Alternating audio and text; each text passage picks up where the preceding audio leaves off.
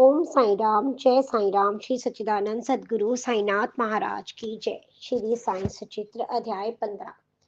श्री गणेशाय नमः। श्री सद्गुरु साईनाथाय नमः। बुद्धि के देवता श्री गणेश जी को मेरा नमस्कार। विद्या के देवता माँ सरस्वती देवी को मेरा नमस्कार। श्री सद्गुरु साईनाथ महाराज जी को मेरा नमस्कार। कुल देवता को मेरा नमस्कार। श्री सीता माई तथा श्री प्रभु रामचंद्र जी को मेरा नमस्कार।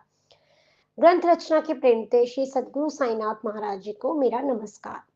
जिनका अगाध पुण्य फलित हो गया हो, उन्हें ही श्री साईं दर्शन का लाभ हुआ है। उनकी त्रिविध ताप पे श्री साईं इच्छा दर्शन से नष्ट हो गई है तथा वे परमार्थ में लग गए हैं। जो कोई श्रद्धा और सबूरी से इस भावना को अपने मन में रखकर बाबा का कथानक श्रवण करेंगे, वह श्रोते कृतकृत्य होंगे।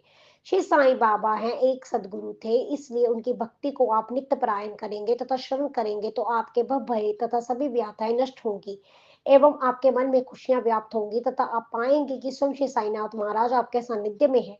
माता जब अपने बच्चों को दूध पिलाकर बाहर जाती है तो वह तुरंत वापस आ जाती है। जो बच्चे स्वयं महसूस करते हैं कि उनकी माँ यही कहीं उनके पास खड़ी है और ऐसे में माँ का दूध पीने के लिए तड़प उठते हैं। बच्चे को अगर माँ अगर कुछ पल के लिए गुस्सा होती है तो बालक थोड़ा शांत भी हो जाता है, फिर भी उनके मन की तृप्ति नहीं होती।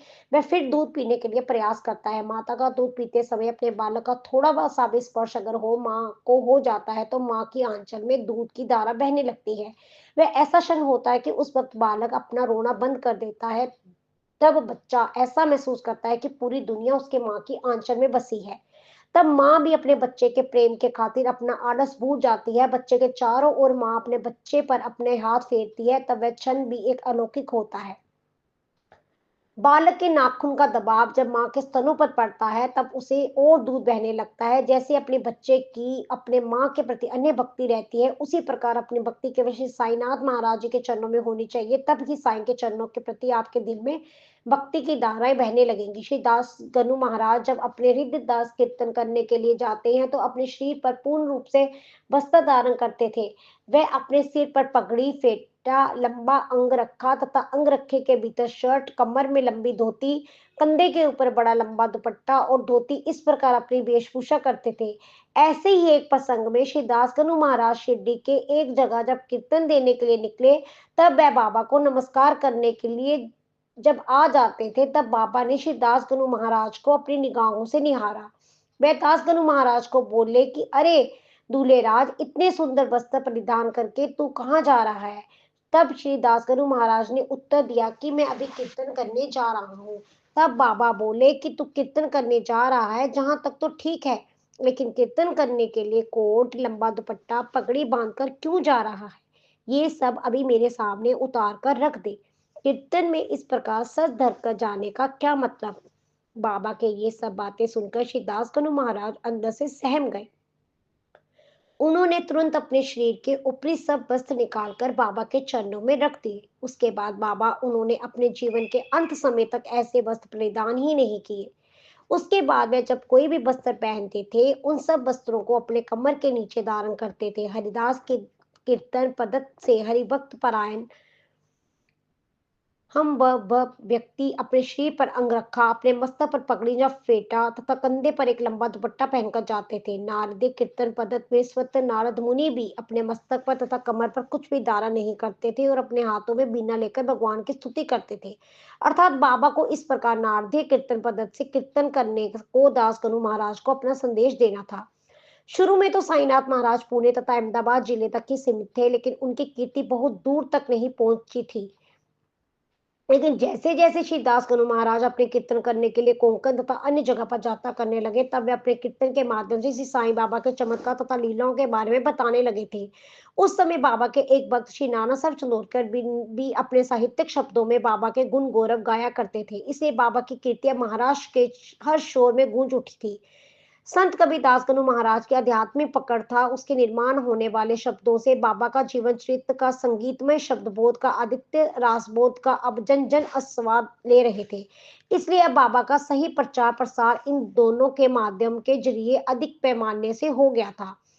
जब वे अपना कीर्तन करते तब अपने हाव भाव भी उस यथार्थ रूप से व्यक्त करते थे। कभी कभी बाबा के चित्त पर वे गायन भी करते थे और बीच बीच में मजाक भी करते थे। इससे श्रोतागण उनका कीर्तन सुनकर मंत्र मधुर मुग्ध होते थे। बाबा का कीर्तन सुनने के लिए श्री चोलकर नामक एक सदगृहस्थ भी कोपिनेश्वर मंदिर ढाने में आए थे। श्री चोलकर दीवानगी कोर्ट में एक संविदा कर्मचारी के रूप में काम करते थे, इसलिए उन्हें अन्य स्थायी कर्मचारी जैसा पूर्ण पगार तथा अन्य सरकारी सुविधाएं नहीं मिलती थी, इसलिए वह उस समय अपनी आर्थिक विवंचना में थे।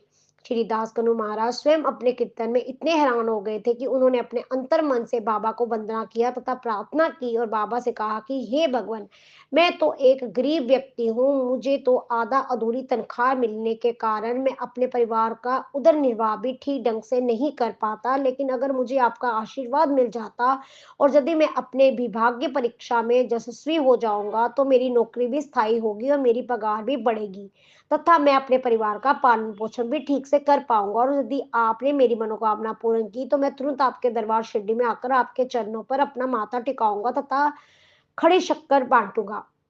बाबा ने उसकी पुकार सुन ली और वह अपने विभागीय परीक्षा में यशस्वी हो गया और तथा उनको स्थायी नौकरी मिल गई।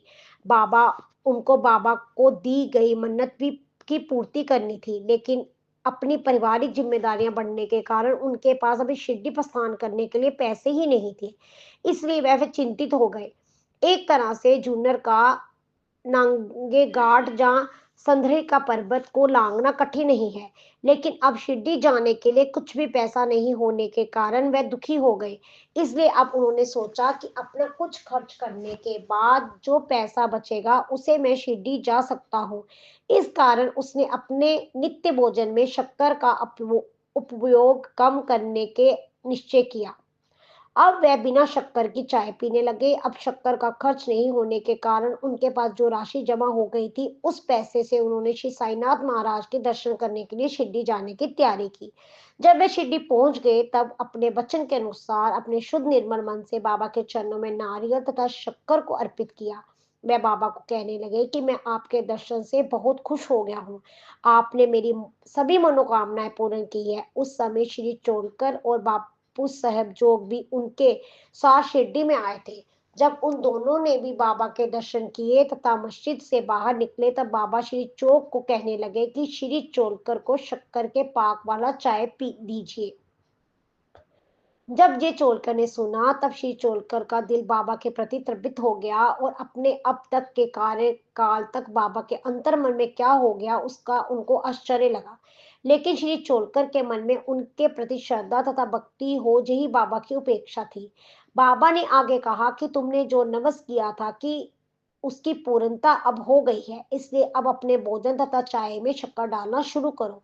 बाबा हमेशा कहते थे कि जो कोई भक्त मेरे आगे भक्ति के लिए अपने हाथ आगे करते हैं, मैं रात दिन आपके साथ रहूंगा। मैं अपने शरीर से शिरडी में होने के बावजूद मेरा भक्त क्या करता है, कहाँ रहता है, इसके बारे में मुझे पल पल की जानकारी रहती है।